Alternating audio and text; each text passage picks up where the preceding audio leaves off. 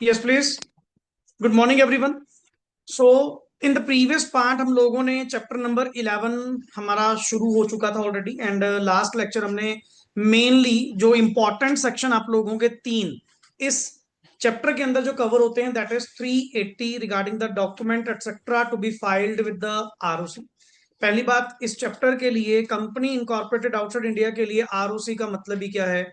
Registrar जो new Delhi वाला jurisdiction वाला होगा, that is ROC new Delhi will be the registrar for this concerned chapter। And 381 आप लोगों ने पढ़ा। 381 के अंदर आपने क्या पढ़ा? पर्टिकुलरली अकाउंट्स को लेकर जो प्रोविजन यहाँ पे गिवन थी कि फॉरेन कंपनी को अपनी बैलेंस शीट एक प्रिपेयर करनी है, नॉट ओनली प्रिपेयर, इवन उसकी फाइलिंग भी करनी है with the registrar with in 6 months from the close of the financial year, जो भी तुम्हारे केस में होगा, क्योंकि यहाँ पे मैं एग्जैक्टली 31 मार्च नहीं लिख सकता। मेन कंपनी आपकी कहाँ पे है सर? Outside India. इंडिया में तो आपने जस्ट एक पीओबी क्या करा है? एस्टेब्लिश करा है। माइट भी तुमने सेंट्रल गवर्नमेंट के पास एप्लीकेशन लगाकर अपना फाइनेंशियल ईयर क्या करवा लिया हो? चेंज करवा लिया हो। तो अल्टीमेटली रिगार्डिंग दैट मैं हमेशा वर्ड क्या लिखूंगा यहाँ पे? End of the financial year. But March month कभी नहीं कहेंगे। वैसे इंडिया में फाइनेंशियल ईयर का मतलब क्या है? April to March. एंड जिन कंपनीज की इनकॉर्पोरेशन लास्ट के 3 महीनों में होती हैं उनका वही 31 मार्च नहीं, कमिंग ईयर का 31 मार्च आपका माना जाता है। क्लियर? हमने कल डॉक्यूमेंट्स पढ़े सबसे पहले तो, और उससे भी जरूरी 379 एप्लीकेबिलिटी ऑफ द सेक्शंस, मतलब एक्ट या पर्टिकुलरली चैप्टर नंबर क्या आपके ऊपर कंप्लाई करना पड़ेगा। सिंपल सवाल पहला, अगर आप सिर्फ एक ऐसी फॉरेन कंपनी है जिसका पीओबी कहाँ पे है? इंडिया में, बट वो कैपिटल होल्डिंग वाला पॉइंट नहीं, सिंपल सिंपल, देन आपको सिर्फ और सिर्फ चैप्टर 22 की प्रोविजंस का क्या करवाना है? कंप्लायंस करवाना है। बट अगर पर्टिकुलरली आप एक ऐसी कंपनी है जो है तो फॉरेन, बट एस्टेब्लिशमेंट आपकी कहां पे है? इंडिया में। पीओबी कहां पे है? इंडिया में। और उस फॉरेन कंपनी में इंडियन सिटीजन्स वन और मोर, या बॉडी कॉर्पोरेट्स जो भी हैं Indian Indian body corporates one और मोर, या मे बी कंबाइंड, एटलीस्ट अगर 50% या 50% से ज्यादा होल्ड करते हैं। और वर्ड यहाँ पे था paid up capital. Paid up capital means equity और प्रेफरेंस दोनों को मिलाकर जो भी है, देन आपके ऊपर सिर्फ चैप्टर 22 ही नहीं, तुम्हारे पे चैप्टर 22 के साथ साथ other provisions of the act जो as per the nature of the business के कारण आपके यहाँ पे लगेंगे, जिस तरह के ऑपरेशन आप इंडिया में कर रहे हो, based on that extra provisions का कंप्लायंस भी आपको करवाना पड़ेगा, एज इफ जैसे कि आप क्या हैं? एक इंडियन कंपनी। क्लियर? देन आया 380। 380 सेक्शन में आप लोगों ने क्या पढ़ा? Document etcetera. क्योंकि नॉट ओनली द काफी सारी लिस्ट थी कि डॉक्यूमेंट में हमने कितने सारे डॉक्यूमेंट्स मतलब फाइल करने, जिनमें से पहली बात, ये डॉक्यूमेंट फाइल कब करने हैं? ये डॉक्यूमेंट फाइल कब करने हैं? Within 30 days from the date of establishment of POB in India. And form number इसका आपने क्या पढ़ा था? FC number 1। क्लियर? इस डॉक्यूमेंट के साथ पर्टिकुलरली आपको मतलब जो FC 1 है इसके साथ आपको क्या क्या अटैच करना पड़ेगा? Number 1 is certified copy of the charter document that define it's constitution. Clear? अब आपकी कंट्री में जो भी एप्लीकेबल है सर, इसको मेमोरेंडम कह लो, क्लियर, आपका कोई मतलब चार्टर डॉक्यूमेंट कह लो या मेन डॉक्यूमेंट कह लो, अगर वो इंग्लिश लैंग्वेज में नहीं है देन सर्टिफाइड ट्रांसलेटेड कॉपी आपको साथ में लगानी पड़ेगी। नंबर 2, एड्रेस आपको बताना पड़ेगा, आपका registered office the principal place of business in the origin country. Origin वाला आपका कहाँ पे है वो वाला आपको बताना पड़ेगा। एंड नंबर थर्ड में आपके पास क्या आया? List of directors and secretaries आपको प्रोवाइड करनी पड़ेगी विद सच पर्टिकुलर्स एज में B prescribed in the rules. Rules ने हमें पर्टिकुलर्स कितने बताए जी? 14। 14 में से number 1, name and surname in the full, जो भी होगा, एनी फॉर्मर नेम और surname. Number third, particularly father name, mother name, spouse name, date of birth, residential address, nationality. And अगर आपकी करंट नेशनलिटी ओरिजिन वाली नहीं है तो नेशनलिटी ऑफ ओरिजिन। देन आया वर्ड पासपोर्ट। पासपोर्ट किसने इशू करा? कौन सी कंट्री ने कब करा? अगर आपके पास वन और मोर पासपोर्ट हैं तो सबकी डिटेल्स आपको प्रोवाइड करनी होंगी। देन आफ्टर दैट आप लोगों ने वर्ड क्या पढ़ा? Pan number, occupation if any जो भी आपका होगा, एंड इंडिया में अगर आप डायरेक्टरशिप होल्ड करते हो तो किन किन कंपनीज में, और आपका डिन नंबर भी तो होगा। Name and CIN of the companies जिनमें डायरेक्टरशिप होल्ड करते हो, अदर डायरेक्टरशिप और directorship held by the person अगर इसके अलावा होगा, membership number in case of secretary, and the last is क्या था, ईमेल आईडी। ये तो आए थे पर्टिकुलर्स। देन डॉक्यूमेंट्स की लिस्ट आपकी दोबारा शुरू हो गई, 3 हो चुके थे। नंबर 4 आपने क्या कहा, सर इंडिया में एक पर्सन रेजिडेंट इन इंडिया जो इंडिया में रहकर पर्टिकुलरली आपकी कंपनी को क्या करेगा, रिप्रेजेंट करेगा, और प्लस जितने भी कम्युनिकेशंस होंगे वो सारे के सारे डॉक्यूमेंट्स उस पर्सन के नाम पे। कल भी तो पॉइंट आया था यही वाला, सर्विस ऑफ क्या पढ़ा आपने, फॉरेन कंपनीज, कि अगर मान लो किसी भी पर्सन ने फॉरेन कंपनी पे कोई डॉक्यूमेंट सर्व करना है तो उसका आपके पास क्या पॉइंट आया, सर द दिस डॉक्यूमेंट जो भी भेजना है, किसी ने भी भेजना है, उस पर्सन के नाम पे हो जो इंडिया में रिप्रेजेंटेटिव है, प्लस उसी पते पे जो जो एड्रेसेस आपने पीओबी वाले किसको दिए थे, रजिस्ट्रार को, देन वो डॉक्यूमेंट ड्यूली क्या माना जाएगा, सर्व्ड माना जाएगा, कि अपनी ओर से वो करेक्टली पोस्ट, चेक खुद जाके पोस्ट करवा दो, आपकी इच्छा, बट उस पर्सन के नाम पे और उसी पते पे जो रजिस्ट्रार को हमने at the time of registration दिया था। Clear. Then after that word आपके पास आया, उसके बाद क्या, लिस्ट ऑफ पीओबीज, या एक या एक से ज्यादा, कहां कहां आप अपना पीओबी ओपन करना चाहते हैं इंडिया में, उसके बारे में आपको एड्रेसेस क्या करने होंगे, प्रोवाइड करने होंगे। क्लियर। एंड ऐसे कभी अर्लियर ओकेजन पे, पहले कभी आप इंडिया में आए हो, पीओबी स्टैब्लिश करा हो और आपने आज पीओबी मतलब सीज कर दिया हो, तो पुरानी हिस्ट्री आपको यहाँ पे साथ में देनी पड़ेगी। और सबसे जरूरी चीज, एक डेक्लेरेशन आपको प्रोवाइड करनी पड़ेगी जिसमें आप क्या मेंशन करेंगे कि हमारे डायरेक्टर्स या कोई भी सेक्रेटरी या ऑथराइज्ड रिप्रेजेंटेटिव कभी भी कंपनी की फॉर्मेशन को लेकर कभी भी कोई डिफॉल्टेड वगैरह नहीं पाया गया, ये बात आपको डिक्लेयर वहां पे करनी पड़ेगी। और FC1 में जो रजिस्ट्रेशन के लिए तुम दोगे, अगर तुम्हारे पे कोई सेक्टरल रेगुलेटर की प्रोविजंस क्या है, एप्लीकेबल है, अप्रूवल रिक्वायर्ड है, तो वो परमिशन लेटर भी आपको साथ में क्या करना पड़ेगा, अटैच करना पड़ेगा। और अगर ऐसी कोई परमिशन रिक्वायर्ड नहीं है, देन आपका ऑथराइज्ड रिप्रेजेंटेटिव यही बात लिखकर साथ में क्या कर देगा, अटैच कर देगा।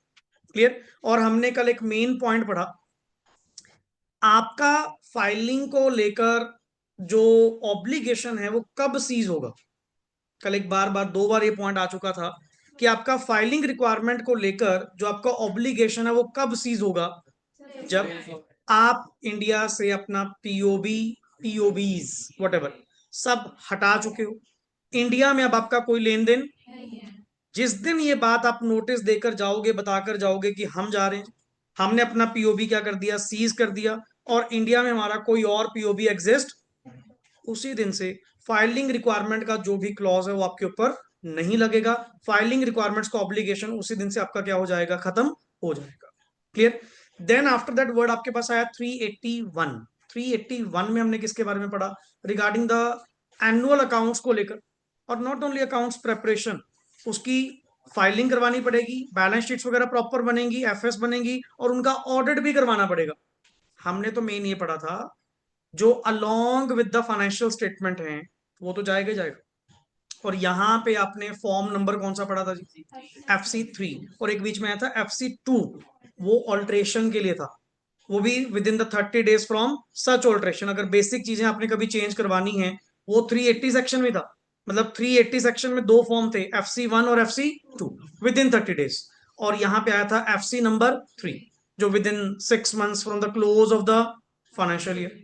यहां कुछ वर्ड मैंने कल आपको पढ़ाए थे, एफएस तो जाएंगी जाएंगी, और वो भी ऑडिटेड वाली, एफएस तो जाएंगी जाएंगी।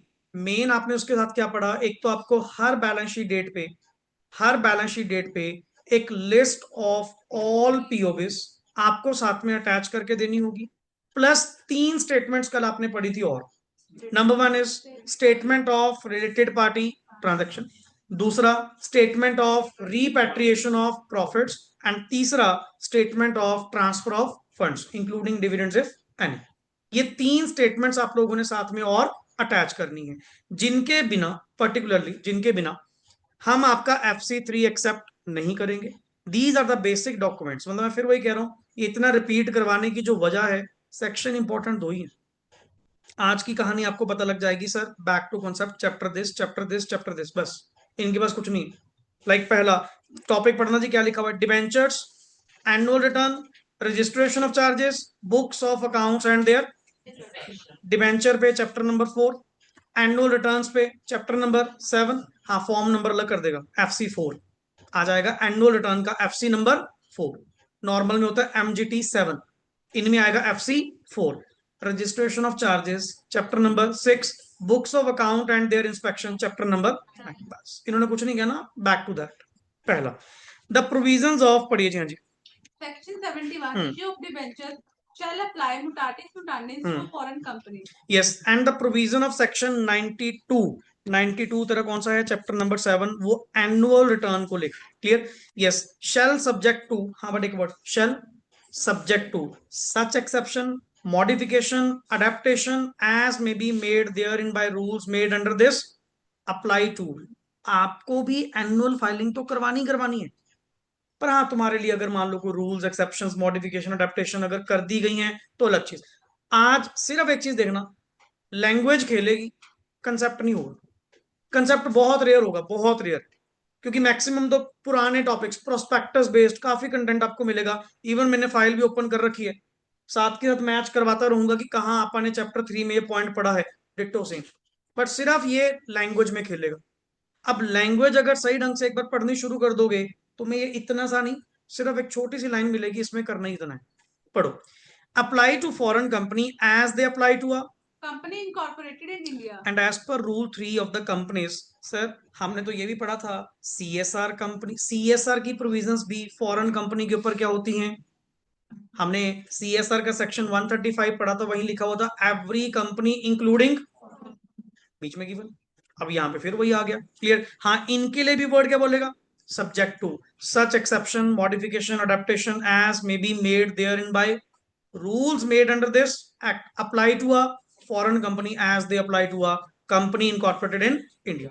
मतलब इस पैराग्राफ में एक तो एनुअल रिटर्न वाला पॉइंट आया, दूसरा कौन सा आया, CSR को लेकर। क्लियर? नेक्स्ट इज, आगे चलिए word, according to the companies rules 2014 every foreign company shall prepare, हाँ जी, and file an annual return in form FC 4 along with the prescribed fees within a period of 60 days from the last day of its। वहां भी होते 60 days ही हैं, but वहां अगला कह देता 31 मार्च, यहां नहीं कह सकता ना, क्योंकि हमें क्या पता आपका end of the financial year कौन सा है, मे बी दिसंबर है, मे बी कोई और है, क्योंकि तुम्हारे लिए फाइनेंशियल ईयर में भी अलग हो। हाँ बट इतना पता है, close of the financial year से, close of the financial year से विद इन 60 डेज, और डेज है, विद इन 60 डेज में आपने FC नंबर 4 फाइल करना है विद किसके पास, ROC here means Delhi, main एक ही चलेगा। आगे नेक्स्ट आइए, वर्ड पढ़िए हाँ जी, to the registrar containing the particulars as they stood on the. और इस वाले फॉर्म में तुम किस ईयर की डिटेल्स प्रोवाइड करोगे, करंट ईयर की या प्रीवियस ईयर की, द प्रीवियस ईयर जो क्लोज हुआ है। आगे, द प्रोविजन ऑफ सेक्शन 128, हाँ जी, etc. to be kept by the company shall apply to a foreign company to the extent of requiring it to keep at its principal place of business in India. The books of account referred to in that section with respect to the monies received and spent। और sir books of accounts में आपने क्या maintain करना होता है, ये वही पुरानी बात, ये हमने 148 सेक्शन में पढ़ा था कि बुक्स ऑफ अकाउंट्स के बारे में, रिकॉर्ड्स मेंटेनेंस में क्या क्या रखना होगा with respect to. Number 1 point क्या है, जितना भी पैसा तुम्हारे यहाँ पे आया गया, money received and spent, sale and purchase, asset and liabilities in the course of or in relation to business in. Sir एक बात बताओ, क्या मैं कह रहा हूँ कि पेरेंट कंपनी की बुक्स भी यहाँ मेंटेन करनी related to Indian operations, Indian operations जो यहाँ पे चल रहे हैं, सिर्फ उसके बारे में बुक्स ऑफ अकाउंट्स आपने इंडिया में क्या करनी है, मेंटेन करनी इंडिया में, क्योंकि as per 128 outside India books maintain करना अलाउड। हाँ, रजिस्टर्ड ऑफिस या such other place in India जो बोर्ड टाइम टू टाइम क्या करेगा, डिसाइड। सिर्फ ब्रांचेस के केस में हमने कहा था, ब्रांच अपनी बुक्स, चाहे इंडियन ब्रांच या फॉरेन, वो अपनी बुक्स, मैं 128 दोबारा नहीं करवाना चाह रहा, ये वही चीज आ रहा कि 128 जो आपने वहां पढ़ा सेम यहाँ पे डिट्टो। आगे, एंड रजिस्ट्रेशन ऑफ चार्जेस को लेकर चैप्टर नंबर 6। और रही बात इन्वेस्टिगेशन, इंस्पेक्शन, इंक्वायरी को लेकर आपका चैप्टर नंबर जो 14 है, वो आपके ऊपर क्या होगा, एप्लीकेबल होगा एज इफ, जैसे कि वो अप्लाई किसके ऊपर करता है, कंपनी इनकॉर्पोरेटेड इन इंडिया। अब तुम इसको कंटेंट कह लो, बट मेरे अकॉर्डिंग ये कंटेंट नहीं है। ना आई थिंक सो पेपर में पूछा जाए, अगर पूछा भी जाएगा तो मैं तो बैक टू कॉन्सेप्ट क्या करवाना है, वही चैप्टर अप्लाई करवाना है जो अपन पहले पढ़ चुके हैं। आगे, fees for registration of documents, बाकी सब कुछ बता देगा बट फीस ही नहीं बताएगा। सेक्शन का नाम ही है फीस फॉर, क्योंकि एक्ट में नहीं लिखेंगे ना, हर चीज किसमें लिख के जाएगा, रूल्स में। रूल्स हमारे हैं नहीं सिलेबस में, तो यहाँ पे as may be prescribed in the companies rules this this जो भी है पढ़िए। There shall be paid to the registrar for registering any document required by the provision of this chapter to be registered by him, such fee as may be prescribed. Yes. According to Companies Rules 2014, the fees to be paid to the registrar for registering any document relating to a foreign company shall be provided in the rules number 2014। मतलब इसके लिए अलग rules बना रहे हैं। पहली बात ये लिखा हुआ है कि आपको फीस वो पे आउट करनी पड़ेगी जो प्रेस्क्राइब्ड होगी, और रजिस्ट्रेशन वाले रूल्स में लिखा हुआ है, रजिस्ट्रेशन वाले रूल्स में लिखा हुआ है कि इसकी जो फीस होगा वो कौन सा रूल बताएगा, जो फीस के लिए अलग बनाएंगे। फीस नहीं बता रहा, बाकी सब कुछ बता देगा। घुमा फिरा रहा है लैंग्वेज बेस्ड कि जो particular registration office and fees rules 2014 है, इस चैप्टर के रिलेटेड जो भी फीस लगेगी वो पर्टिकुलर रूल्स क्या करेंगे, गाइड करेंगे।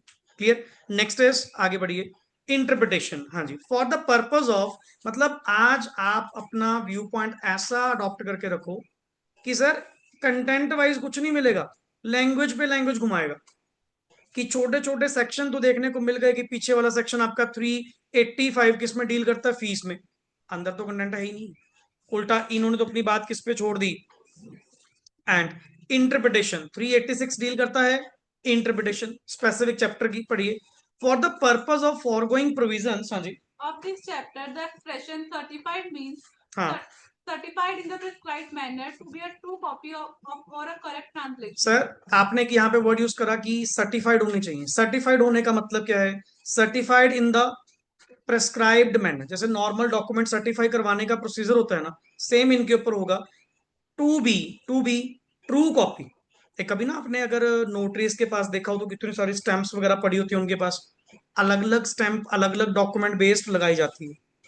अब यहाँ पे अगर मान लो जैसे आपने कहा सर्टिफाइड कॉपी देनी है, सर्टिफाइड कॉपी मतलब नोटरी के पास जाओ, अपने इंडिया में नोटरी के पास जाओ, वो ओरिजिनल और फोटोकॉपी दोनों क्या करेगा, मैच करेगा, देन उसके ऊपर certified to be a true copy की स्टैंप लगा के देगा, स्टैंप लगा के देगा।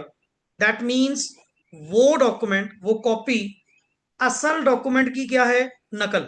That is called as certified true copy.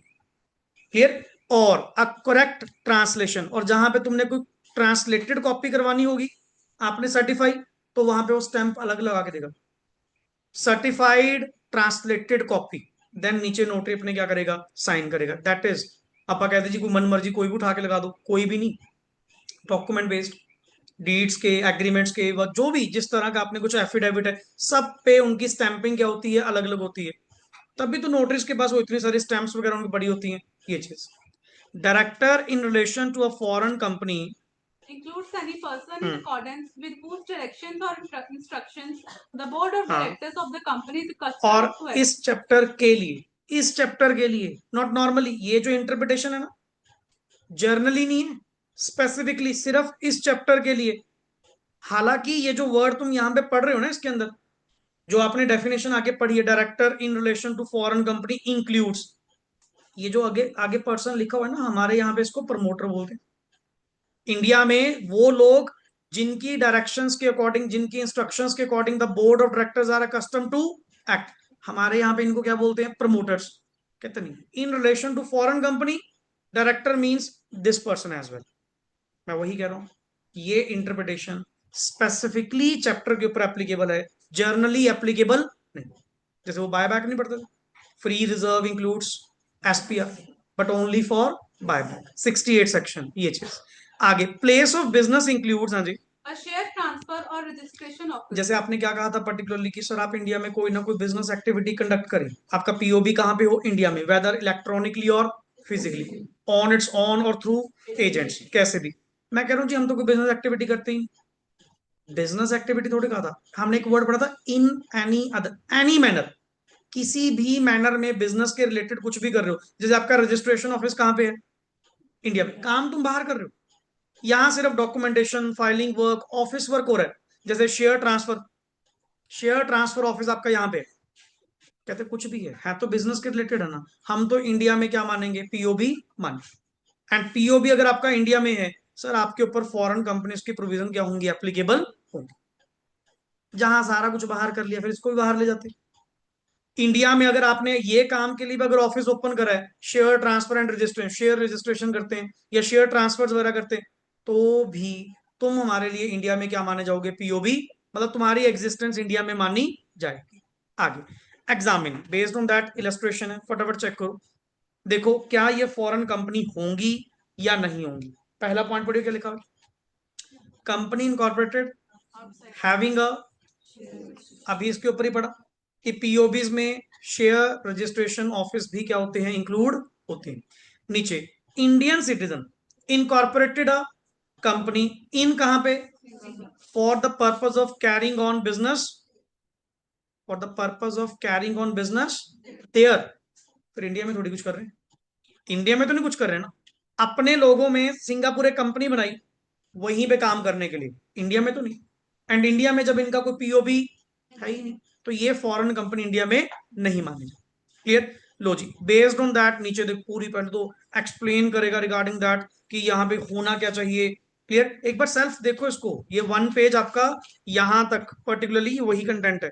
Then आगे आप प्रोस्पेक्टस वाले पॉइंट पे बात करेंगे। क्रक्स तो निकाल लिया, बट एक बार अंदर से इसको पढ़ ले, इस पेज में क्या गिवन है, सो दैट कि नेक्स्ट टाइम आपको ना पढ़ना पड़े। थोड़ा सा फास्ट प्लीज, जल्दी फटाफट इसको चेक करो एक बार।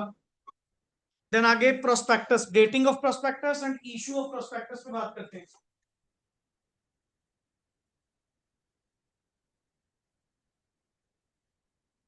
लास्ट सवाल नहीं।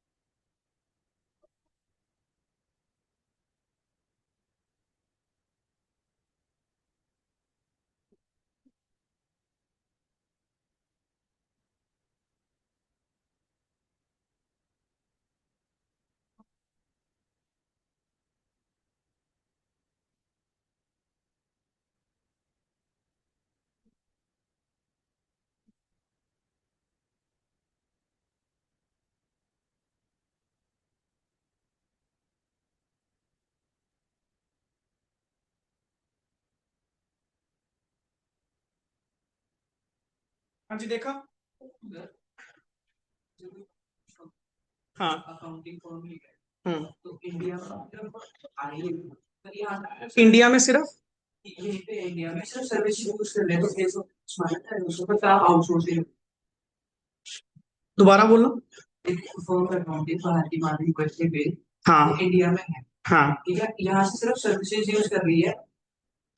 हाँ तो भी मानी जरूरी नहीं कि सेल यहाँ पे हो, इवन यहाँ से परचेजिंग कर रहे हो ना तो भी है, तो बिजनेस एक्टिविटी है ना। तो अल्टी जैसे मान लो आप कह रहे हैं कि उन्होंने अकाउंटिंग करने वाले जो पर्सन रखे हुए हैं वो इंडिया में है, सर्विस वो बाहर दे, यहाँ भी तो बिजनेस चल रहा है तुम्हारा, तो भी तुम्हारा पीओबी क्या माना जाएगा, इंडिया में माना जाएगा। ये कोई भी बिजनेस एक्टिविटी करना इंडिया में, दैट स्टैंड्स टू कि पीओबी आपका कहाँ पे होगा, इंडिया में। इलेक्ट्रॉनिकली कर चाहे फिजिकली कर, कई कंपनीज के कस्टमर सपोर्ट कहाँ पे है, इंडिया में है, वो बाहर ही प्रोवाइड है। पर कस्टमर टीम कहाँ बैठी है, यहाँ पे, बिजनेस एक्टिविटी यहाँ से चल रही है, सर्विस यहाँ से प्रोवाइड हो रही है ना, फॉरेन कंपनी, ये चीज। अब आइए सुनिए नेक्स्ट आगे जी वर्ड, चैप्टर नंबर 3 बेस्ड काफी कंटेंट। आप ये मानो ऑन वर्ड्स, ऑन वर्ड्स कम से कम 5 to 7 पेज तेरे प्योर चैप्टर 3 बेस्ड चलने वाले हैं। क्लियर, थोड़ा सा ये ज्यादा ही डिस्क्लोज कर गए, मतलब चैप्टर 3 बेस्ड शायद नहीं सेक्शन है इसीलिए। जितनी भी फॉरेन कंपनीज हैं इनको भी तो मार्केट से कैपिटल चाहिए, और अपन इलेक्ट्रॉनिक मोड के अंदर उसका वर्ड भी पढ़ा था कि अगर वो कैपिटल इकट्ठी करते हैं, कोई डिपॉजिट एक्सेप्ट करते हैं, तो इन पे थोड़ी इन्होंने ज्यादा ही चर्चा कर दी कि हम तो इंडियन कंपनी को नहीं छोड़ते कि अगर उन्होंने मार्केट में से कैपिटल उठानी है, मार्केट में से कैपिटल अगर उठानी है by private placement by public, वही दो mode, one is public offer, second is private placement. Sir हमने तो उनके ऊपर इतने कंप्लायंसेस लगाए हैं, आप तो फिर कौन ठहरे, फॉरेन कंपनी, तो वो आपके ऊपर भी एप्लीकेबिलिटी होगी। वही कॉन्सेप्ट आपके डेटिंग ऑफ प्रोस्पेक्टस को लेकर, द प्रोस्पेक्टस मस्ट भी क्या होना चाहिए, डेटेड एंड सेम चलेगा जी। इशू ऑफ प्रोस्पेक्टस को लेकर सेक्शन 26 के the legal rules, the matter to be stated in the prospectus, exactly same tone यहाँ पे। मैं उल्टा पढ़ा रहा यहां से, एक बार पढ़ने के बाद मैच करवाऊंगा कि ये पैराग्राफ कौन सा था चैप्टर 3 में से, ताकि तुम्हें रिलेट हो जाए कि कंटेंट वही है, सिर्फ नाम चेंज हो गया। सुनो, अकॉर्डिंग टू दिस सेक्शन, हाँ जी, prospectus to be dated and signed, थोड़ा ना इस पे जरूर गौर करना। ये 387 का सबसेक्शन कौन सा है, 1, जो ये कहता है द प्रोस्पेक्टस, अगर फॉरेन कंपनी को प्रोस्पेक्टस इशू करती है कोई कैपिटल को मार्केट में से उठाने के लिए, देन इट मस्ट भी क्या होना चाहिए, डेटेड एंड साइंड।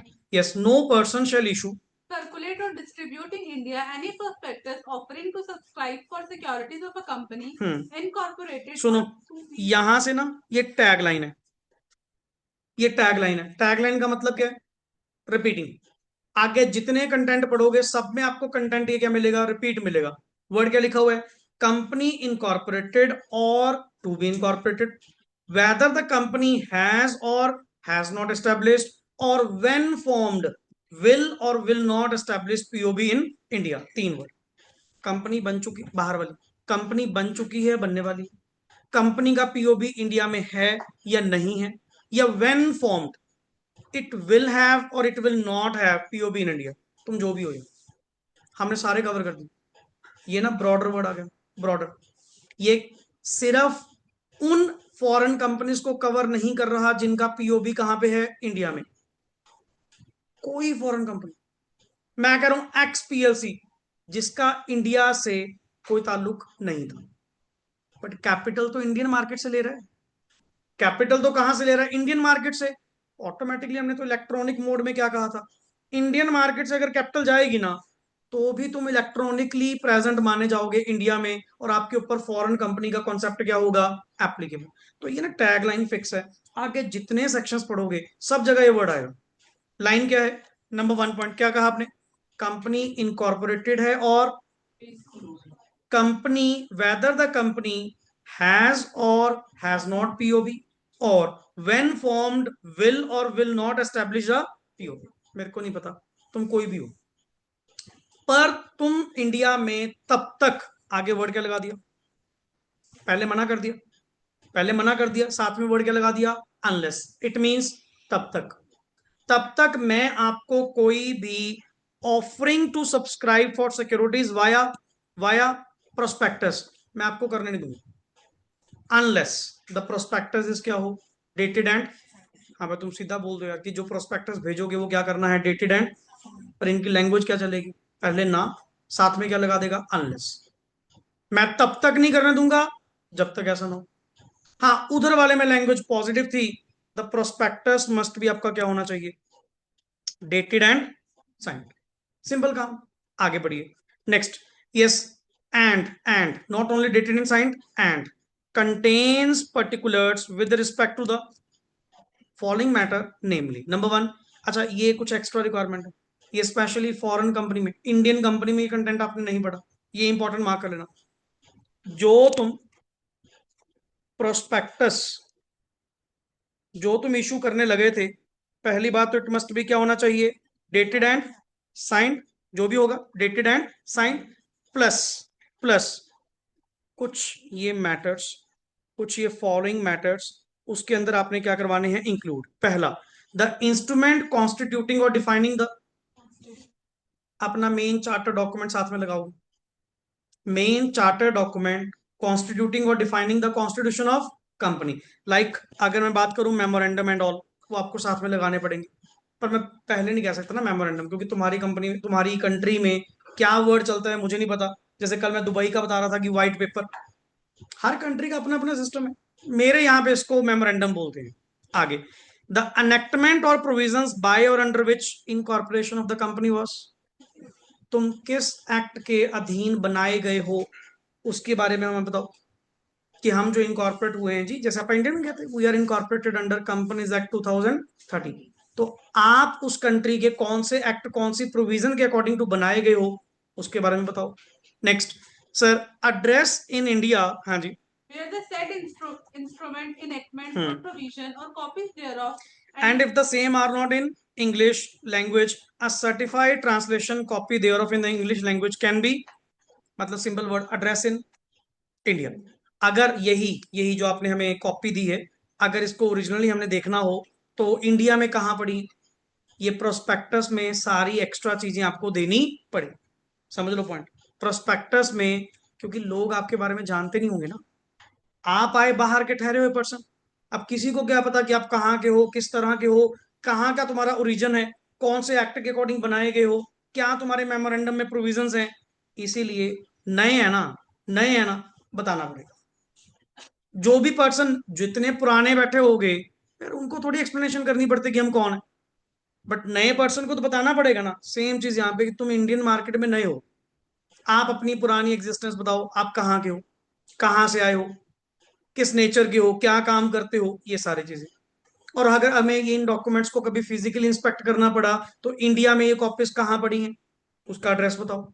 आगे, next, the date on which, हाँ जी, and the country in which the company would be or was incorporated, अगर हो चुकी है तो वॉज इनकॉर्पोरेटेड, अगर होगी तो वुड बी, जहां भी, the date on which and the country in which, कहां पे तुम इनकॉर्पोरेट होगे, and whether the company has established, और क्या तुम इंडिया में अपना पीओबी स्टैब्लिश कर चुके हो या अभी करना है आपने। अगर कर चुके हो तो उसका एड्रेस भी आप हमें क्या करो, प्रोवाइड करो। ये एक्स्ट्रा रिक्वायरमेंट है अगर फॉरेन कंपनी इंडियन मार्केट में प्रोस्पेक्टस इशू करना चाहती है for offering the subscription of securities. Now, and बाकी रही बात, state the matter specified under section, क्योंकि नॉर्मल कंपनीज के ऊपर आपका सेक्शन कौन सा लगता है, 26, वो तो वही सेम कर दिया। मैटर टू बी स्टेटेड 26, 26(1), वो सारा आपके ऊपर क्या रहेगा, सेम। हाँ, बस मैंने जो कुछ एक्स्ट्रा बताने थे मैंने आपको बता दी। अगर इसमें मैं आपको पॉइंट पूछूं, सबसे पहला basic point, the prospectus must be and the matter to be stated under section 26, ये तो कॉमन हो गया पुराने वाला। नया क्या आया, आप अपने प्रोस्पेक्टस में 5 चीजें नहीं बताओगे, एक्स्ट्रा नहीं बताओगे, मतलब नए, एक्स्ट्रा जो न्यू बतानी है आपने। नंबर 1, एक तो इंस्ट्रूमेंट की कॉपी आपको साथ में देनी पड़ेगी, दैट डिफाइंस, और आपकी जो कॉन्स्टिट्यूशन को डिफाइन करता है। नंबर 2, कौन से एक्ट की प्रोविजंस के अकॉर्डिंग टू आपका जन्म होगा, इनकॉर्पोरेशन करवाया जाएगा। तीसरा, अगर इनकी कॉपी, एंड अगर वो इंग्लिश में नहीं है तो सर्टिफाइड ट्रांसलेटेड कॉपी इंडिया में कहाँ मौजूद है, अगर किसी ने उसको इंस्पेक्ट करना है तो वो। एंड क्या आप इनकॉर्पोरेट हो चुके, the date and the country जहां इनकॉर्पोरेट हुए, क्लियर। एंड पर्टिकुलरली अगर क्या आप इंडिया में पीओबी स्टैब्लिश कर चुके, एंड अगर कर चुके तो उसका एड्रेस आप हमें क्या करेंगे, बताएंगे। This is the new thing, ये न्यू चीज है, पढ़ने वाली है आगे। प्रोवाइडेड दैट, सुनो ध्यान से, provided that point number 1, 2 and 3 of point ए, किसकी बात कर रहे हैं, इन तीनों की, 1, 2 and 3 of point A, of point A. पढ़िए आगे वर्ड क्या लिखा हुआ है, shall not apply in case of prospectus issued more than, क्या लिखा हुआ है, 2 years after the date at which the company is entitled to commence. अगर उस कंपनी को कहीं भी, कहीं भी, मैं इंडिया में नहीं कह रहा, कहीं भी बिजनेस कमेंस करे हुए कितने साल हो चुके हैं, 2 साल या 2 साल से, देन आपको फर्स्ट, सेकंड और थर्ड कहीं भी प्रोस्पेक्टस में इंक्लूड करवाने की जरूरत नहीं। एग्जाम्पल के तौर पे सुनना, ये भी अच्छा पॉइंट है। मीर कंपनी एलएलसी, हाँ जी, a company incorporated in Dubai on, कब सर, 28 अप्रैल 2019 में बनी थी। Mir company LLC has placed, sorry, established a place of business in the year कब, 2022। पर अगर मैं 2022 की बात करूं, 2022 से पहले उस कंपनी को, मीर कंपनी एनालिसिस को वर्ल्ड लेवल पे 2 साल हो चुके हैं। Clear? Now the place of business in India proposes to offer. अब इंडियन पीओबी आपने ओपन करी है, इंडियन पीओबी भी आपको क्या चाहिए? सब्सक्रिप्शन चाहिए, पैसा चाहिए। तो आप तो मार्केट में क्या इशू करोगे? प्रोस्पेक्टस। और फिर आपने जब प्रोस्पेक्टस पढ़ा तो आपने कहा जी वो 5 चीजें नहीं बतानी पड़ेंगी, एक्स्ट्रा बतानी पड़ेंगी। कहते नहीं सर, हमने एक चीज पढ़ी थी कि अगर मेन वाली कंपनी को 2 साल या 2 साल से ज्यादा हो चुके हैं, आप इंडिया में आ जाए हो, कि इससे पहले तुम्हारी कोई एग्जिस्टेंस थी नहीं? एग्जिस्टेंस तो थी, इंडिया में पहली बार आए हो। जैसे एमएनसीज, पहले हमारा कोई ऑफिस वगैरह इंडिया में नहीं था, पर वर्ल्ड लेवल तो चल रहा है, बाकी कंट्रीज में तो है। आप ऐसे भी कैसे कह सकते हो कि बिल्कुल अनजान, हम जानते ही नहीं आप कौन हो? नहीं सर, इन दैट केस वो पहले 2-3 पॉइंट आपके ऊपर एप्लीकेबल नहीं। पढ़िए, now the place of business in India before going with the subscription will have to file a prospectus dated and signed, and the prospectus shall not be required to contain the particulars mentioned in point. क्यों? आपकी company को, यार India में नहीं हुए, India पहली बार आए हो, बट कहीं तो ऑलरेडी आप एग्जिस्ट करते थे, और आपको एग्जिस्ट करते हुए कितने साल हो चुके हैं? 2 साल। Then point number 1, point number 2, point number 3, ये तुम्हारे प्रोस्पेक्टस के अंदर इंक्लूड नहीं। ये पॉइंट है जो यहाँ पे चल रहा है। आगे, नो वेवर ऑफ, क्या लिखा हुआ है? कंप्लायंस इन द, ये पहले भी कई बार लैंग्वेज पढ़ चुके। आपकी कंपनी अगर प्रोस्पेक्टस में अपने आप को किसी तरह का क्या डालती है? वेवर। ऐसा हर कोई वेवर अपने आप में क्या होगा? वॉइड। ये चीज आप लोगों ने कहां पढ़ी थी? सबसे पहला सेक्शन आपके पास आया था 39 के अंदर, एक वर्ड था नो वेवर था। अपना टोटल जो अपना सेक्शन नंबर 40, सॉरी 40 के अंदर, securities to be dealt with क्या था? Stock exchange. उसी में आपका एक वर्ड था नो वेवर। एग्जैक्ट लैंग्वेज भी अगर मैच करोगे ना, तो लैंग्वेज भी काफी आपको सेम मिल जाएगी, कि ऐसी कोई भी कंडीशन जो रिक्वायर करे या बाइंड करे किसको? एप्लीकेंट फॉर सिक्योरिटीज को, to waive compliance with any of the requirement shall be क्या मानी जाएगी? वॉइड। जैसे मैंने एग्जांपल दी थी, सर आपने क्या कहा था कि डे 1 से आपको पैसा सेपरेट शेड्यूल्ड बैंक में रखना पड़ता है, एप्लीकेशन मनी। आपने इसमें वेवर डाल दिया, हम एप्लीकेशन मनी सेपरेट बैंक में नहीं रखेंगे, लोग जो भी पैसा देंगे हम मेन अकाउंट में ही रखेंगे। ऐसा कोई भी वेवर आपको अलाउड नहीं। क्यों? कि तुम्हारा प्रोस्पेक्टस क्या हमारे सेक्शन से ऊपर हो गया? ऐसा कोई भी वेवर हमारी ओर से अलाउड। पड़ी, कहते जी एनी कंडीशन रिक्वायरिंग, सेम चल रहा है, any condition requiring or binding an applicant for securities to waive compliance with any requirement. हाँ जी, imposed by virtue of section 377 387 subsection 1 or purporting to impute him with notice of any contract documents or matter not specifically referred to in the prospectus shall be void. Shell be क्या माने जाएंगे? Void. मतलब किसी तरह का कोई waiver allowed नहीं। जब सेक्शन में लिखा गया है कंप्लायंस करना, तो कंप्लायंस करना पड़ेगा। आप एप्लीकेंट्स को किसी चीज के लिए रिक्वायर या बाइंड नहीं कर सकते। अपने प्रोस्पेक्टस में कुछ कंडीशन डालने से कोई ऐसी कंडीशन एप्लीकेबल नहीं होगी। Now it is to be understand that section ये वाला 387 subsection 2 does not provides any. हमने तो इंडियन कंपनी को माफ नहीं करा यार, तुम तो बाहर वाले ठहरे, तुम तो वैसे ही नहीं मतलब करेंगे। ये लाइन ऐसा, चलो इसने लिख के बता दी, हम आपको कोई भी एक्सेप्शन प्रोवाइड नहीं कर रहे।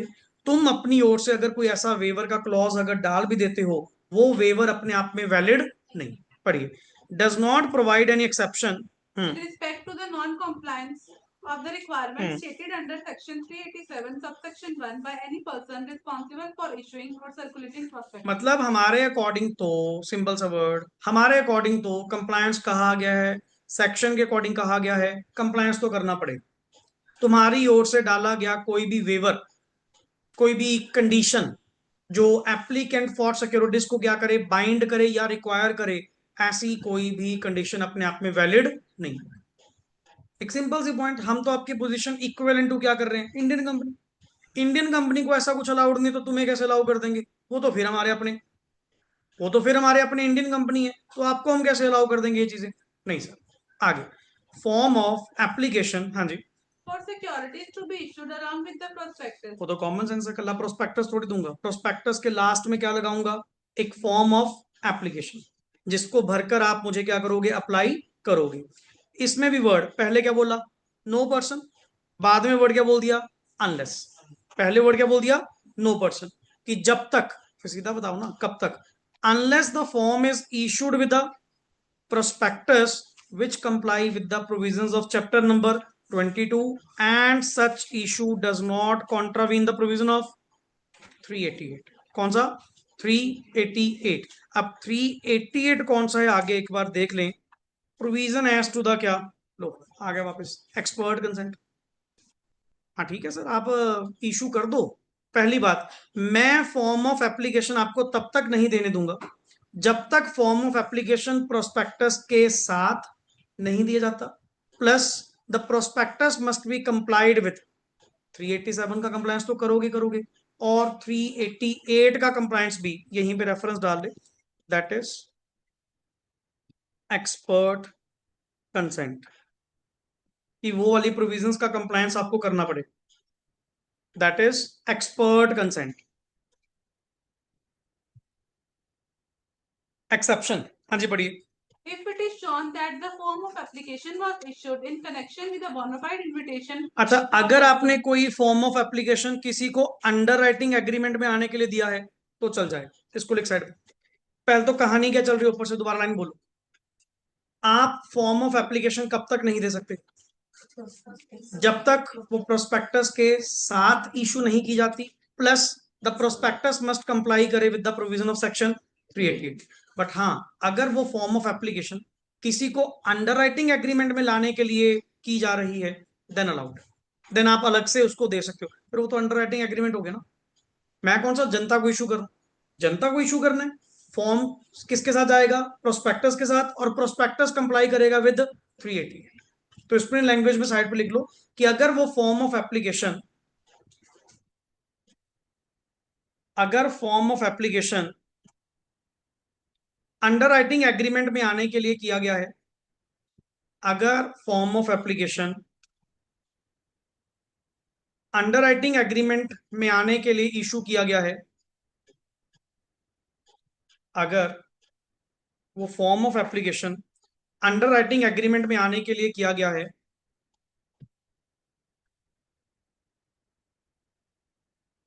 देन चलेगा, कि मतलब देन सेपरेट इशू कर सकते हैं. नहीं अदरवाइज तो हमने कंडीशन क्या लगाई? With the prospectus. अकेले ये थोड़ी प्रोस्पेक्टस आज दे दिया फॉर्म ऑफ एप्लीकेशन लग देंगे. कोई काम करो, प्रोस्पेक्टस के साथ ही लगा दो. क्यों? प्रोस्पेक्टस पढ़ने के बाद ही तो बंदा क्या करेगा? सब्सक्राइब करेगा. आगे सेक्शन 387(4) प्रोवाइड्स दैट कि provision of section 387 shell not apply. अब ये मैं तुम्हें पैराग्राफ पढ़ाने से पहले अगर चैप्टर 3 में जाके एक बार दिखा दूं, हमने 26(1) के मैटर पढ़े थे. Matter to be stated in the prospectus. उसी 26(1) के नीचे उसकी क्या थी? Non applicability. और नॉन एप्लीकेबिलिटी में दो चीज थी. पहला, अगर जिनको तुम इशू कर रहे हो प्रोस्पेक्टस वही सेम क्लास ऑफ मेंबर्स हैं, वही सेम क्लास ऑफ पर्संस हैं, तो 26(1) एप्लीकेबल नहीं होगा, कि कौन सा कोई नए पर्सन है, पुराने लोग तो हैं. या जो तुम ऑफर कर रहे हो वो सेम क्लास ऑफ सिक्योरिटीज ही तो हैं, कि जिनके लिए इनको बताना क्या, देन आपके ऊपर 26(1) प्रोविजन एप्लीकेबल नहीं. सेम यहां पे डिट्टो 387(4) ये कहता है 387 की प्रोविजंस एप्लीकेबल नहीं होंगी विद रिस्पेक्ट टू, पहला, shall not apply to the issue to the किसको? सर कौन सा कोई नए लोगों, existing member, existing debenture holder हैं जो मेरे बारे में बेहतर जानते हैं, तो इनको दोबारा दोबारा वही मैटर, इतना बड़ा प्रोस्पेक्टस बनाएंगे करेंगे, क्या जरूरत पड़ी है जी? आपका मोटिव मैं समझता हूं कि नए लोग हैं, नए लोगों को पता होना चाहिए, बट मेरी बात मानो, मैंने इशू निकाला ही किनके लिए है? Existing member, existing debenture holder. And उनके सामने क्या नंबर बना रहे हो बार बार वही बातें बोल के? इनको पता तो है मेरे बारे में, इनको पता तो है मेरी कंडीशंस के बारे में. कहते फिर नहीं लगेगा, फिर खामखा प्रोस्पेक्टस में बढ़ाई जा रहे हो. रहन दो वो वाला पॉइंट, इतने मैटर्स एंड ऑल फिर आपको बताने की जरूरत नहीं है. पढ़ो. shall not apply to the issue of, हाँ जी, existing members or debentures holder of a company of a prospectus or form of application relating to securities of the company, whether an applicant for securities will or will not have right to renounce in favor of. अब एक काम करो, ये वाला point पढ़ लिया ना, कहाँ गया जी पर्टिकुलरली ये वाला पॉइंट, मैच करो।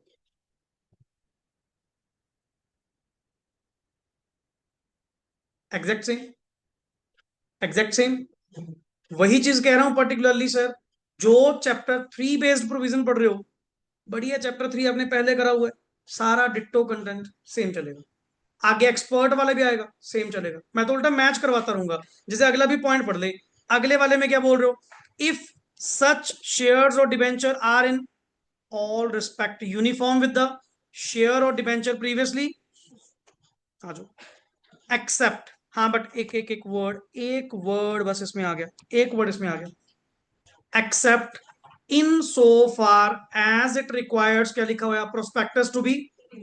इसका मतलब क्या होता है एक्सेप्ट इन सो फार, इसका मतलब क्या होता है लॉ की लैंग्वेज में, अगर आपसे पूछा जाए कि इसको कैसे रीड करोगे, कैसे इंटरप्रेट करोगे, इसका मतलब क्या है?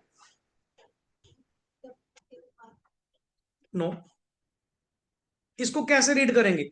ऊपर लैंग्वेज क्या चल रही है, ऊपर लैंग्वेज क्या चल रही है तुम्हारे पे, ये प्रोविजंस एप्लीकेबल, नीचे वर्ड क्या आ गया, except in so far as it requires prospectus to be, वो तो करना पड़ेगा। डेटेड को लेकर माफी नहीं, द प्रोस्पेक्टस मस्ट बी क्या होगा, डेटेड एंड, वो तो रहेगा। हाँ बाकी जो आगे पढ़ रहा हूं वो माफ है, बाकी प्रोविजन, बाकी सारी प्रोविजन माफ है। डेटिंग को लेकर द प्रोस्पेक्टस मस्ट बी क्या था, डेटेड, उसको लेकर कोई माफी नहीं है, वो वाली प्रोविजन तो लगी लगी। इसका मतलब ये होता है, पढ़िए, to the issue of prospectus relating to security which are or are to be in all respect uniform with the securities previously issued and for time being dealt in or quoted on a recognized stock exchange। इसने बड़ी सही वे से नीचे कहीं mention कर दिया, पढ़िए, but subject as अफोरसाइड, हाँ जी, Section 387 shall apply to a prospectus or form of application, whether issued on or with reference to the formation of a company or subsidiary। अच्छा, ये जो आपने मतलब इशू करा, ये कब करा, may be formation of company पे करा है, सब्सिक्वेंटली करा, ऑल टाइम तुम्हारे पे ये प्रोविजंस एप्लीकेबल नहीं। कहीं कहते जी सर आप कभी इंडिया में पहली बार आए थे तब माफी है, मैं क्या, जब आए चाहे बाद में, जब भी है, अगर ये दो पॉइंट्स हैं, या तो एग्जिस्टिंग मेंबर और एग्जिस्टिंग डिबेंचर होल्डर, या जो तुम अब इशू करने जा रहे हो प्रीवियसली इशू के साथ यूनिफॉर्मली क्या है, सेम, यूनिफॉर्म रिस्पेक्ट में क्या है, बिल्कुल सेम, देन आपके ऊपर आज क्या कल क्या, आपके ऊपर ये वाले क्लॉज एप्लीकेबल नहीं। हाँ सिवाय जहां पे द प्रोस्पेक्टस मस्ट भी क्या होना चाहिए, डेटेड, वो वाली प्रोविजन तो पूरी करनी पड़ेगी, बाकी माफ है। बाकी 387 आपको लगाने की जरूरत नहीं। पढ़िए, अकॉर्डिंग टू दिस, हाँ जी, Section 387 subsection 4 the provision फिर घुमा के फिर वही लाइन ले आया। एक ही चीज, मैं वही कह रहा हूं, मॉड्यूल यही काम करता है पर्टिकुलरली। अब सिंप्लीफाइड लैंग्वेज, इतना बड़ा पैराग्राफ ऊपर पढ़ाया, क्रक्स निकाल के नीचे दे दिया, कहते जी अकॉर्डिंग टू सेक्शन दिस ना, the provision of section 387 shall not apply to the issue of prospectus या कोई फॉर्म ऑफ जो रिलेट करती है securities of the company to existing member or debenture holder of a, फिर ऊपर पढ़ तो लिया। तो मतलब ये वाला कॉन्सेप्ट आपका क्या हो गया, रिपीट, मेन दोबारा हो। अब इसमें भी the provision of section 387 shall not apply in respect of, हाँ जी, issue of prospectus dealing with offer of securities which are uniform in all respects with securities previously issued and such previously issued securities are, ये भी same repeat, ये भी same ऊपर repeat, clear. However, last line, however provisions relating to dating of prospectus shall continue to, वो तो लगे, वो तो लगेंगे सर, बाकी माफ है। तो मैं तो ये कहूंगा कि पर्टिकुलर अगर आप इसको कट डाउन भी कर दें तो भी इजीली आप कट कर सकते हो, कारण आपने यही दो पॉइंट्स ऊपर वाले पैराग्राफ में ऑलरेडी पढ़े। तो आपको तो बेटर फिर ये वाला ना, ये वाला अच्छा पॉइंट है, ये पढ़ो, इसके अंदर आ तो गए दोनों पॉइंट्स, उसी को नीचे एक्सप्लेन दोबारा फिर खींच के कर दिया, repetition, clear. Now the next is nothing in section 387 shall limit or diminish any liability which any person may incur under any law for the time being in force in India or under the Companies Act, और apart from, किसको छोड़ के, 387, इसका बदल दिया। कहते अगर prospectus से तुम कभी कोई गलत कुछ करते भी हो, मिस स्टेटमेंट्स वगैरह प्रोवाइड करते भी हो, तो याद हो कंपनीज एक्ट ने अपने चैप्टर नंबर 3 के अंदर कुछ सेक्शन बनाए थे, 34, 35, 36, जहां पे कुछ लाइबिलिटीज हमने किन के ऊपर लगाई थी? द लायबल पर्सन के ऊपर। सिविल लायबिलिटी, क्रिमिनल लायबिलिटी अलग अलग तरह की। कहते वो तो यहां भी लगेंगे। मैंने कब कहा? नथिंग इन, ये वर्ड बोलना, नथिंग इन सेक्शन। मैं कहीं भी किसी की लायबिलिटी ना लिमिट कर रहा हूं, ना मैं डिमिनिश। लोगों पे अगर लायबिलिटी आएगी तो आएगी। अगर किसी फॉरेन कंपनी के डायरेक्टर ने गलत वे से प्रोस्पेक्टस इशू करने की कोशिश करी, जैसे इंडियन कंपनी के डायरेक्टर्स के ऊपर पेनल्टीज लगती हैं, सेम इनके ऊपर भी लगेंगी। कई लोगों ने पता क्या बोल दिया कि 387 में कहां लिखा हुआ है कि इनके ऊपर कोई लायबिलिटी आएगी? तो पर्टिकुलरली ये भी नहीं लिखा हुआ ना कि लायबिलिटी क्या। तो मैंने क्लैरिटी फिर भी कर दी कि अगर मैं कुछ नहीं कह के जा रहा, इसका मतलब ये नहीं कि आपके ऊपर चार्ज नहीं होगा, लगेगा। एज पर किसके अकॉर्डिंग? मे इंकर under any law for the time being in force in India, और अंडर दी क्या लिखा हुआ है? कम, मे बी कंपनीज एक्ट या किसी और एक्ट में, मन करे फैमा में पनिशमेंट लिखी हो तो एप्लीकेबल तो होंगी सर। पनिशमेंट तो आपके ऊपर भी क्या रहेंगी? एप्लीकेबल रहेंगी। कि कहीं तुम कह दो 387 सारा पढ़ दिया, पेनल्टी की तो बात ही नहीं करी।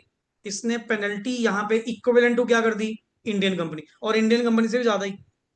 सच other law as the time being in force in India, किसी और कानून में भी लिखा होगा ना, तो भी तुम्हारे पे लायबिलिटी अगर लगनी है तो लगनी। मैं कोई लिमिट नहीं कर रहा, मैं कोई डिमिनिश नहीं कर रहा। आगे next word is provision as to, word पढ़ी क्या लिखा हुआ है? Expert consent and word is, इसमें भी वही कहानियां चलेंगी पुरानी, पढ़ो। अकॉर्डिंग टू दिस सेक्शन, हाँ जी, no person shall issue, circulate or distribute in India any prospectus offering for subscription in security. आगे टैगलाइन क्या? Company incorporated or to be incorporated, whether the company has or has not established, when formed, will or will not established a POB in India.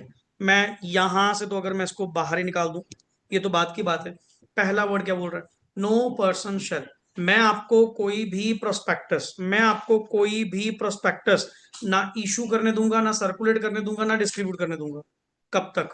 If where the prospectus includes a purporting to be made by an, he has not given or has before delivery of the prospectus for registration withdrawn his written consent to the issue of the prospectus with the statement included in the, और ये बात आपको लिखकर भी देनी पड़ेगी कहां पे? प्रोस्पेक्टस में, कि एक्सपर्ट ने अपनी रिटर्न कंसेंट प्रोवाइड करी है, एंड टिल जब हमने इसकी कॉपी सबमिट करी थी टू द आरओसी, तब तक भी इसने अपनी स्टेटमेंट वापस नहीं। वेट अ मिनट, इस पैराग्राफ को बाद में पढ़ना, पहले बैक कॉन्सेप्ट आओ, ये 4 पॉइंट पढ़ो। पहले यहां से कंसेप्ट रिवाइज करो एक बार, देन अपना वो पैराग्राफ पढ़ना, देन वो पैराग्राफ पढ़ना। पहले वाले में क्या था? हाँ, इस वाले में तो चलो एक लाइन और आ गई थी कि एक्सपर्ट कहीं भी, एक्सपर्ट का तो मीनिंग क्या होता है? इंडिपेंडेंट। वो कहीं भी कंपनी की फॉर्मेशन में, प्रमोशन में या मैनेजमेंट में इंटरेस्टेड। बाकी 3 पॉइंट तो सेम है। एक्सपर्ट ने रिटर्न कंसेंट दी है, और जब हमने इसकी फाइलिंग करी थी कॉपी विद द रजिस्ट्रार, तब तक भी उसने विड्रॉ, और इस बात की स्टेटमेंट आपको प्रोस्पेक्टस में इंक्लूड। Exact 3 point. अब पैराग्राफ ये दोबारा पढ़, सेल्फ 1 to 1 वर्ड बिल्कुल एग्जैक्टली क्या करेंगे? मैच करेंगे।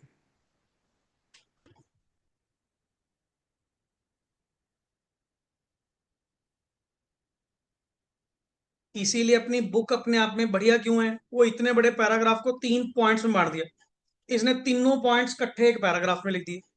कंटेंट वही है सारा सेम। देखने में को लग गया नया हुआ है, नया नहीं है, वही सेम कॉन्सेप्ट है। आइए नेक्स्ट चले आगे, बताओ जी। चलिए, इफ द प्रोस्पेक्टस, लाइन ऊपर है वही चल रही, no person unless, if the prospectus do does not have, हाँ जी, have the effect where an application is made in pursuance thereof of rendering all person concerned bound by all provision of section 33 issue of और application जो section 33 section 40 normal companies के ऊपर applicable है, वो same आपके ऊपर भी क्या होगा? एप्लीकेबल। अभी तो देख कर आए, securities to be dealt with in क्या?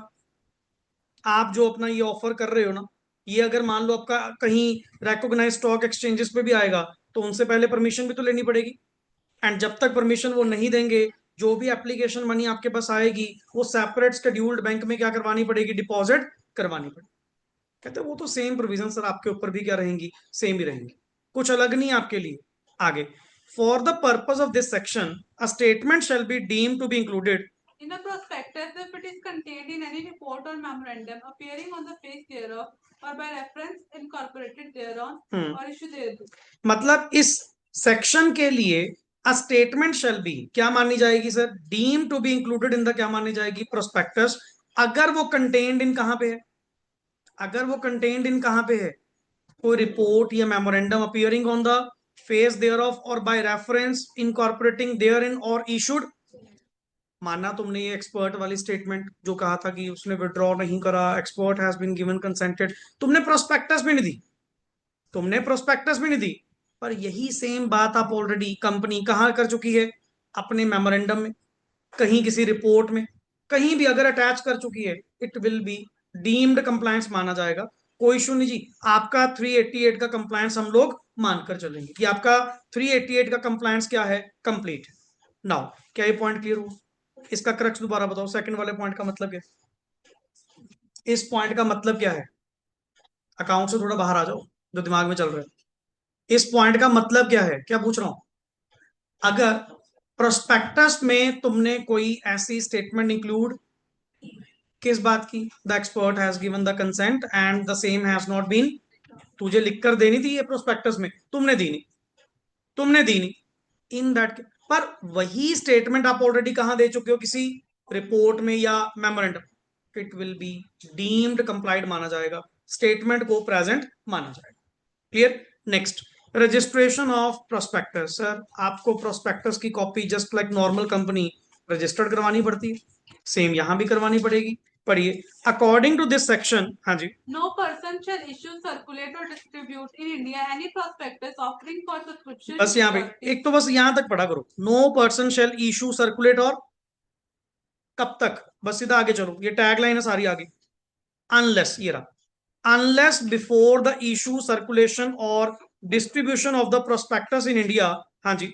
A copy thereof certified by the chairperson of the company and two other directors of the company as having been approved by resolution of the managing body has been delivered for registration to the।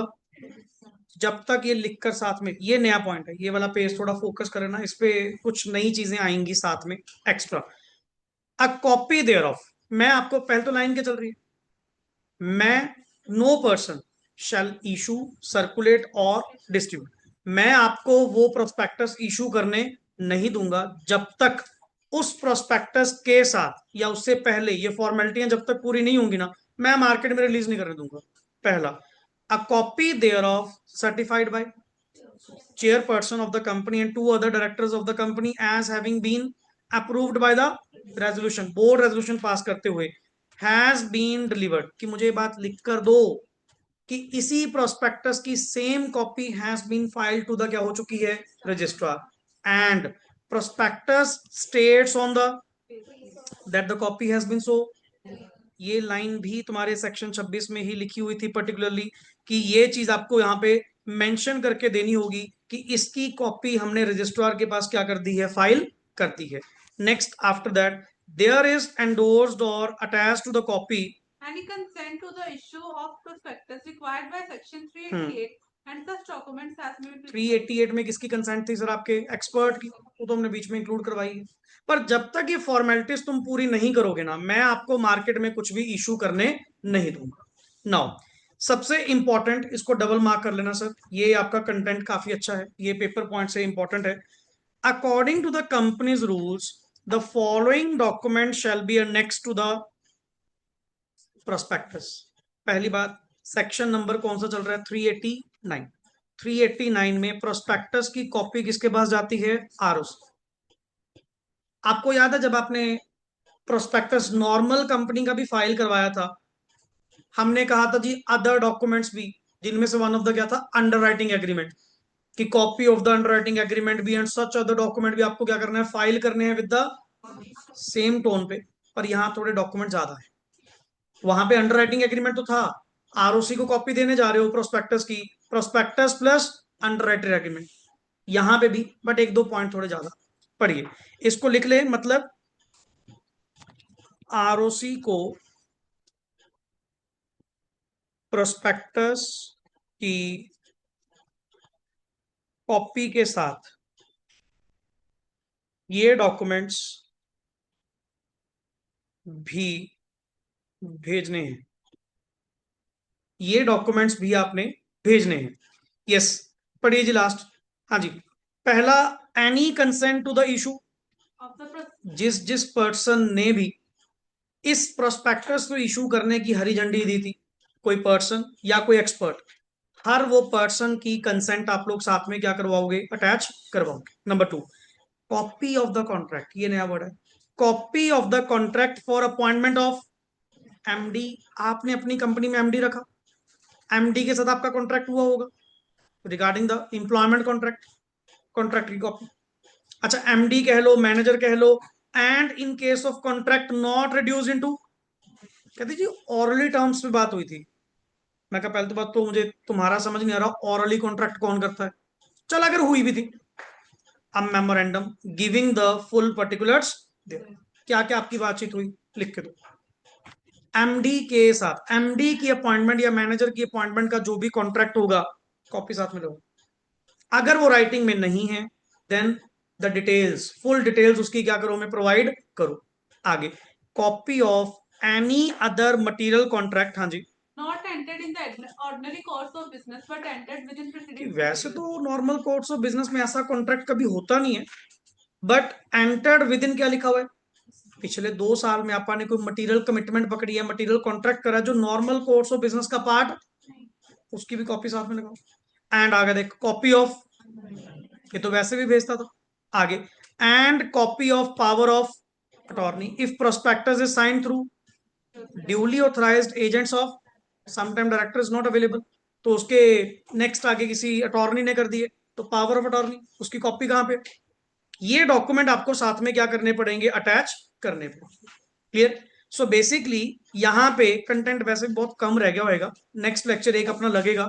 और एक काम करना, कल वाले part में आप लोग अपना स्कैनर भी साथ में लेके आना, कुछ एक दो चीजें ना उसमें नहीं मिलेंगी, एक्स्ट्रा जो मॉड्यूल में नहीं है, मैं आपको शायद मार्क भी करवाऊंगा, उसको नोट जरूर कर लेना। कल फाइनली ये इसको पैकअप करेंगे रिगार्डिंग दैट, कोई बहुत बड़ा कंटेंट नहीं है। हालांकि वैसे चलो अगर आज ही सेशन अच्छा होता, निपटा ही देते, कोई बड़ा काम तो नहीं था, पर फिर क्वेश्चन रह जाते, तो कल वाले में विद क्वेश्चन आप इसको क्या करेंगे, कंप्लीट करेंगे, साथ के साथ एलएलपी एक्ट क्या करेंगे, आगे शुरू करेंगे। Is that clear? चलिए, ओके जी, thanks a lot and rest we will do in the next part.